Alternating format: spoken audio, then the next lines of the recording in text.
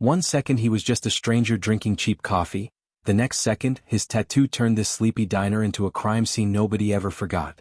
He didn't say a word when he walked in. He just rolled up his sleeve, and an old soldier's code started a chain reaction that pulled a whole town into a secret buried for decades. A missing son. A locked box.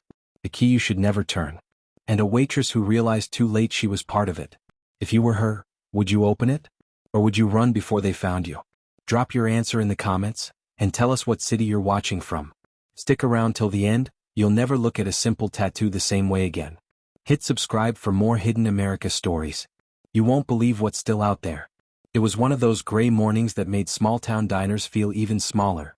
The neon sign flickered, the coffee burned on the warmer, and Lucy wiped down the same counter she'd wiped 1,000 times before. Same old regulars, farmers, old folks, the usual nods and half smiles. And then the door's little bell rang. And that sound changed everything. He walked in like he owned the night, long coat, scruffy beard, eyes hidden under messy hair. Didn't say a word. Just sat himself at the far corner booth, back to the wall. Lucy grabbed a chipped mug and walked over. Morning, stranger. Coffee? He didn't look up. Black.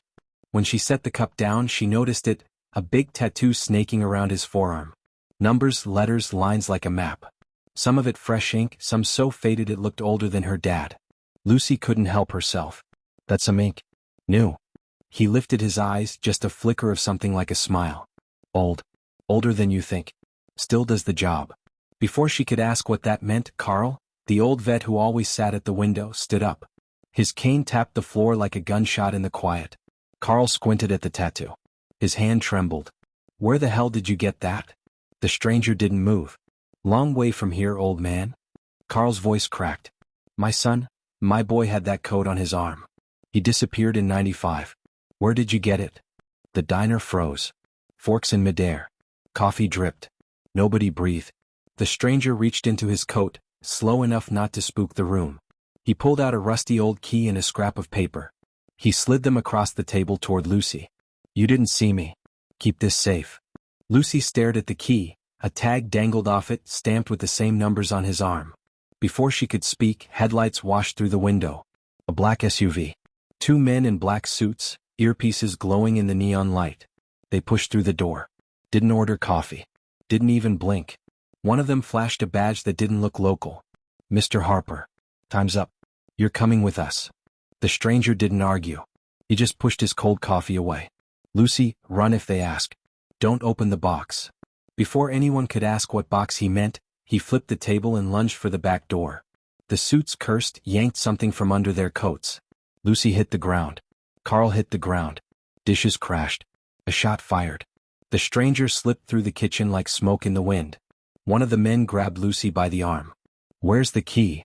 She kicked him in the shin so hard he yelled. Carl swung his cane like a sword, whacked the guy across the ear. The men gave up. They ran back out.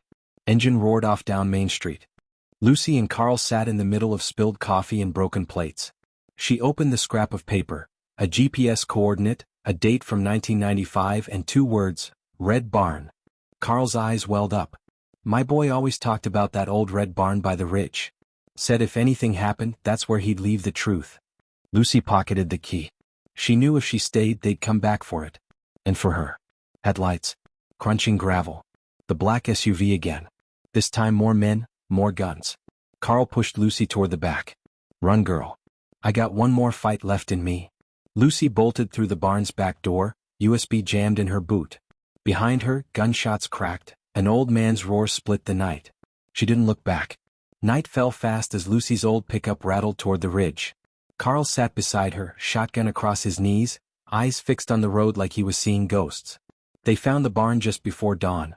Half-rotted, roof sagging, owls watching them like judges on a stand. Inside, under a loose floorboard, they found a steel lockbox. The key turned with a click that echoed like thunder. Inside, a dusty USB drive, a faded photo of Carl's son in uniform, and a slip of paper. If you're reading this, they failed.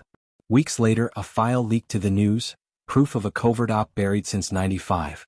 Whistleblowers whispered the name Jack Harper, a ghost that wouldn't stay buried. Lucy never went back to the diner. But sometimes, on quiet nights, folks say a stranger sits at that corner booth, a sleeve rolled up just enough to show a piece of faded ink. And if you look real close, you'll see the map that changed everything.